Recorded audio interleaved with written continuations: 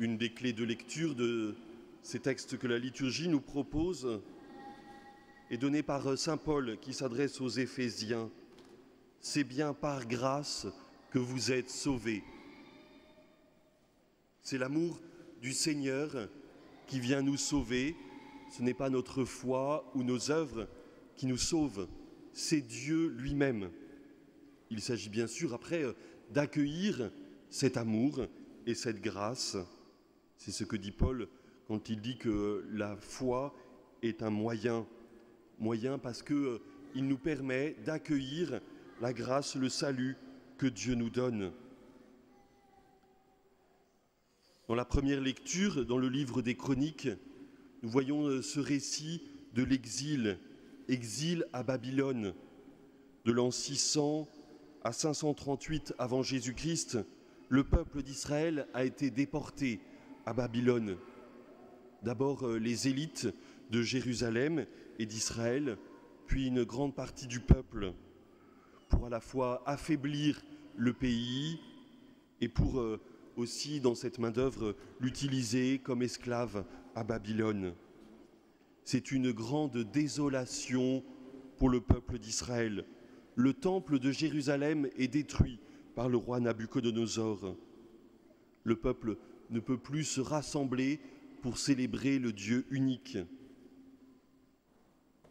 Il y a un moment de désespérance. Le prophète Jérémie vient rappeler au peuple qu'il peut toujours se tourner vers le Seigneur, même s'il ne peut plus se rassembler dans le temple. Il y a une autre manière d'accueillir l'amour de Dieu, mais aussi de continuer d'espérer.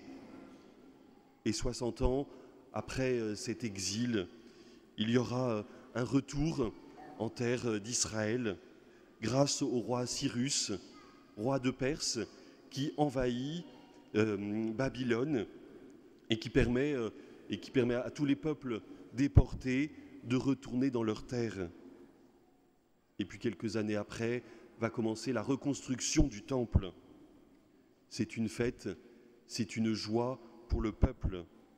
Mais il découvre aussi qu'il peut rencontrer son Seigneur dans les temps d'épreuve, qu'il peut aussi espérer dans ce Dieu qui vient l'accompagner, même en exil, qu'il peut continuer de proclamer les louanges de Dieu, même si son cœur est contrit et difficile, même si son cœur est triste, comme nous le disait le psaume.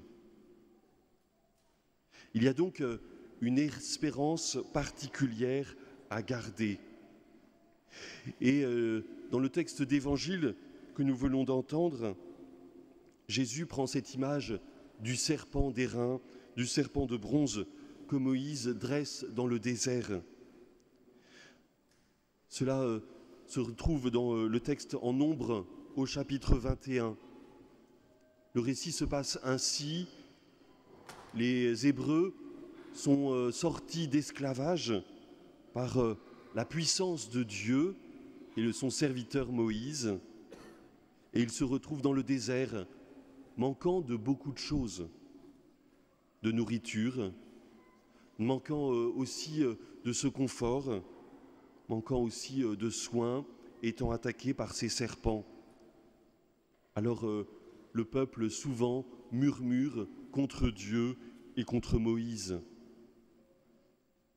Ces murmures pourraient paraître légitimes, car le temps du désert est un temps difficile, mais ils ont une sorte de nostalgie idéalisée du temps en Égypte quand ils étaient esclaves, alors qu'ils n'avaient pas la liberté de rendre un culte au Seigneur, alors qu'ils n'avaient pas la liberté d'enfanter comme ils le voulaient. Ils idéalisent ce temps en Égypte, ne se souvenant que de la soupe d'oignons et de ces temps où ils étaient accompagnés. Moïse vient leur rappeler que Dieu vient les libérer et que même dans les difficultés, Dieu est présent. Alors on peut se demander si ce serpent de bronze qui avait été dressé et que les Hébreux pouvaient regarder après avoir été mordus par des serpents pour être guéris n'était pas comme une sorte d'idole. Mais Moïse, en faisant cela, leur dit qu'il faut d'abord accueillir le Seigneur qui vient nous libérer. Et si nous regardons le serpent, ce serpent de bronze, c'est pour nous rappeler que Dieu est celui qui vient nous libérer. Jésus compare cela au Fils de l'homme qui est élevé, à cette croix sur laquelle il va être cloué. Quand nous regardons la croix, quand nous élevons les yeux vers la croix, ce n'est pas la croix, la souffrance que nous regardons, c'est l'amour du Seigneur, c'est sa grâce qui nous est donnée et dont nous souvenons, dont nous faisons mémoire, comme à chaque Eucharistie. Nous levons les yeux vers la croix et nous reconnaissons la grâce du Seigneur. Nous nous souvenons de cet amour et de ce pardon donné jusqu'au bout. La croix n'est pas une idole, le serpent de bronze n'est pas une idole. Mais il y a toujours un risque pour nous de ne pas accepter d'aller jusqu'au bout et jusqu'au bout de la grâce du Seigneur, de nous arrêter à certains signes et à certaines choses dans lesquelles nous voulons mettre notre confiance. Ces idoles qui sont si souvent dénoncées dans la Bible, comme le dit le livre des Chroniques. Tous les chefs des prêtres et du peuple multipliaient les infidélités en imitant toutes les abominations des nations païennes. Ces infidélités, ce sont ces idoles trop multiples qui entrent dans le cœur du peuple. Alors qu'il y a un Dieu unique, ils mettent des statues des autres dieux, construisant même des temples pour ces statues. Et Dieu vient rappeler son unicité et cette alliance unique qu'il veut avec chacun. Nous aussi, peut-être, quelquefois, nous pouvons avoir des idoles. C'est ce qui nous occupe au point de faire de nous des esclaves, d'oublier que Dieu est là et que sa grâce s'offre à nous. Parce que nous voulons mettre notre confiance dans l'argent, la réussite, parce que nous passons trop de temps dans certaines activités sur notre portable, parce que nous n'avons plus de temps à consacrer au Seigneur, parce que nous ne savons plus comment le louer et lui rendre un culte juste. Le Seigneur vient dénoncer ces idoles pour nous rappeler à la liberté. Mais comme ces Hébreux dans le désert, cette liberté est exigeante et elle nous invite sans cesse à rechoisir d'être avec Dieu. Jésus continue en parlant du jugement, car Dieu a tant aimé le monde qu'il a donné son Fils, non pas pour juger le monde, mais pour que par lui, le monde soit sauvé. Dieu ne vient pas nous juger, Dieu vient nous sauver. Le jugement, et tous nous avons sans doute trop souvent des paroles ou des pensées de jugement, elles enferment.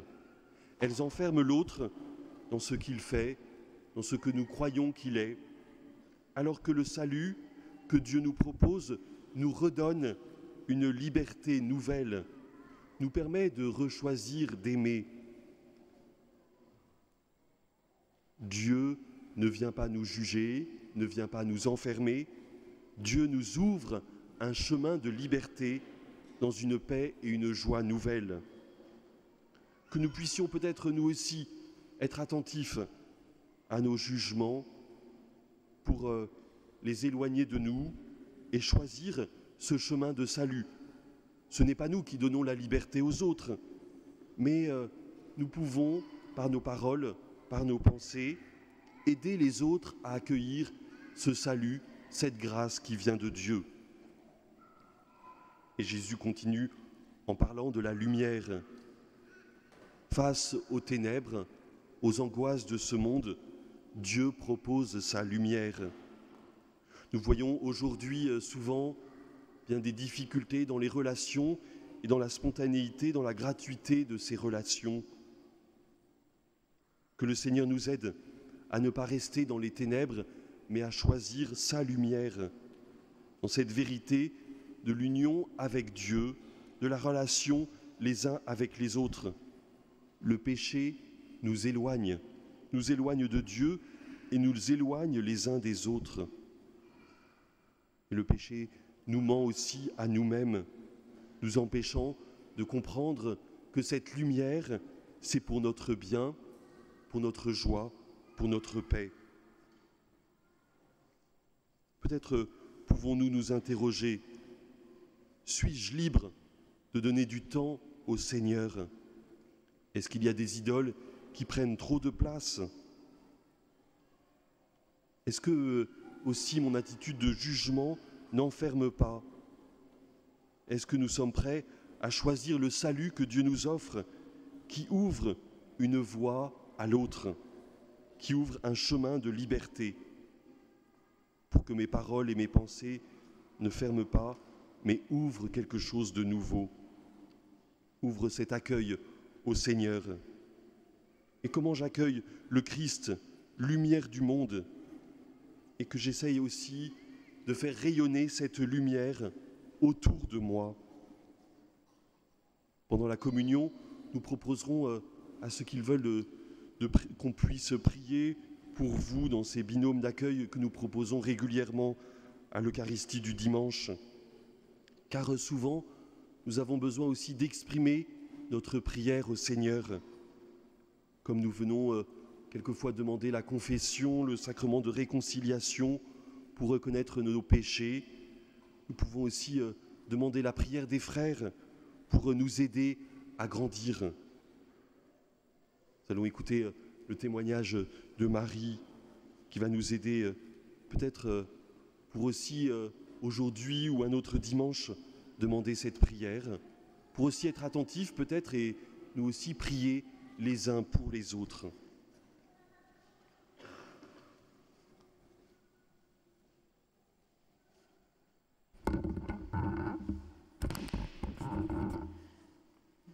Depuis quelques années, je fais partie d'une petite fraternité, c'est-à-dire c'est un petit lieu de partage, d'écoute et d'échange, un petit groupe. Régulièrement, nous prions les uns pour les autres. C'est ce qu'on appelle donc la prière des frères. La première fois qu'on m'a demandé si je voulais qu'on prie pour moi, c'était pas si facile.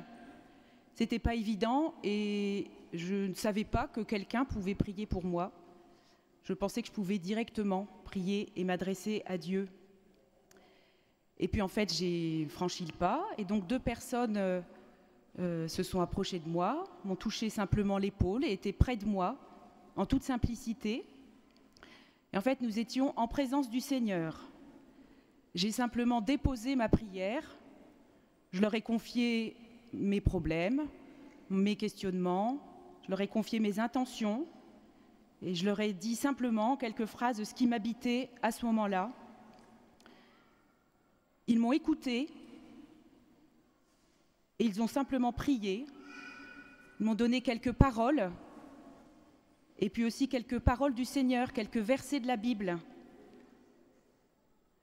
J'ai senti la présence du Seigneur et j'ai été touchée. J'ai été touchée par leurs paroles. Je me suis sentie apaisée et puis plus légère d'avoir confié à quelqu'un ce qui me posait problème à ce moment-là. Et puis quelques temps plus tard, il y a quelques semaines, on m'a proposé de prier, moi, pour quelqu'un. Donc j'ai changé de rôle. Et j'ai donc fait partie de ce binôme qui est là chaque semaine pendant la communion. Et donc j'ai accepté de prier pour quelqu'un. J'étais avec une personne. Et en fait, ce qui était important, c'est qu'au début de la messe, on a prié toutes les deux ensemble pour qu'on soit attentives à ce qu'on allait nous demander et nous dire. Avant d'écouter cette personne, j'ai demandé l'aide de l'Esprit Saint pour que l'Esprit Saint vienne m'aider à être à l'écoute, à être attentive, à être touchée. Et en fait, j'ai simplement laissé l'Esprit Saint me guider pour mes paroles. Je pense que j'ai pu donner des paroles justes parce que j'étais à l'écoute. Je ne connaissais pas cette personne et je ne l'ai jamais revue depuis. Elle m'a simplement donné son prénom et la semaine qui a suivi la messe, j'ai continué à prier pour elle. Cette prière des frères est proposée tous les dimanches à la suite de la communion. Et moi, je vous encourage vraiment à y aller en toute simplicité. Il y a quelques pas à faire pour aller derrière l'autel. En fait, c'est vraiment l'occasion de déposer des choses et de profiter de la présence d'un frère ou d'une sœur qui est là simplement pour vous écouter, pour prier, pour vous aider à prier et pour déposer tout ça devant le Seigneur ensemble.